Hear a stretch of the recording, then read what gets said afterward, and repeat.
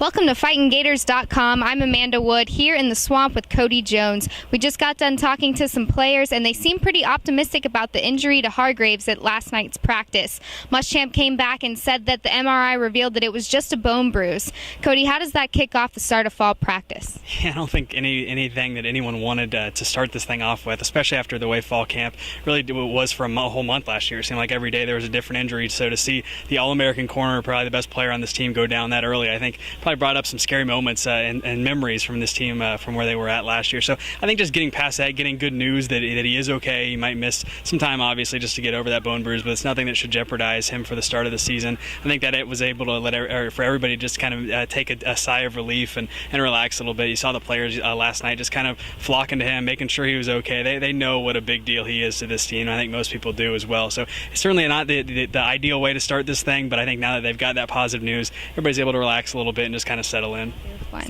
Now, Driscoll has seemed a lot more comfortable at the quarterback position. Everyone has said that he seems a lot more mature and comfortable. Cody, what did you see from Driscoll last night? Yeah, I think he just looks a lot more comfortable in this offense. I think that's the biggest deal of all this, is that he's in a scheme now he's comfortable with. He's in one that he ran in high school quite a bit. It's using his legs a lot more than they did in recent years. So that's really the biggest deal for him at this point. He's able to use his athleticism to his advantage, whereas the past few years he was more of just a drop back quarterback and forced to make throws that maybe he wasn't as comfortable with. Now, the good news I think for this offense is he looked a lot more comfortable making those throws last night. The intermediate to deep throws were all there. He has a lot more touch on those now. It was kind of an issue for him in the past as well. So being able to make those, I think, was a huge deal for him. And I think it helps this offense out because they're going to have some guys who are going to be able to get open down the field. It's just a matter of whether or not he can get the ball to them. And he certainly looked like he was able to last night. Now, new offensive line coach Mike Summers, I haven't heard anything but good things about him.